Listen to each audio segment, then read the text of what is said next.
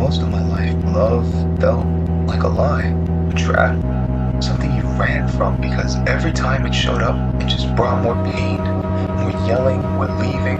I built walls, brick by brick, against abandonment, against the idea of letting anyone see the real me, the scared kid hiding behind the tough guy act, because if they saw the broken pieces, they'd just run, or they'd use them against you. I learned to expect the worst, to self-sabotage before anyone else could get close enough to hurt me, to push away anything that felt like connection, because connection meant vulnerability, and vulnerability meant getting destroyed. And then a crack in the wall, a whisper of warmth I hadn't felt in so long. You saw the broken pieces, and instead of running, you started to pick them up gently and carefully. You didn't just see the scared kid, you saw the possibility of something whole. And for a moment, a fleeting, terrifying moment, I allowed myself to believe. I allowed myself to hope. But hope for someone like me is a dangerous thing. It's a fragile flower in a barren land, so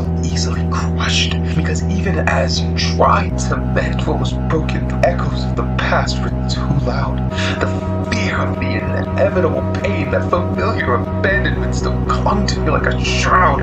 I couldn't shake the feeling that it was all just a matter of time until you, too, would see the irreparable damage and turn away. And so, I did what I always do. I pushed.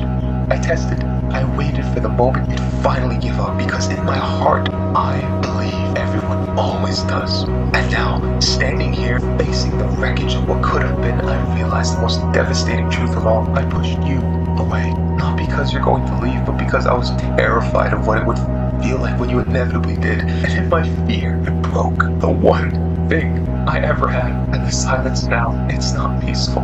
It's just so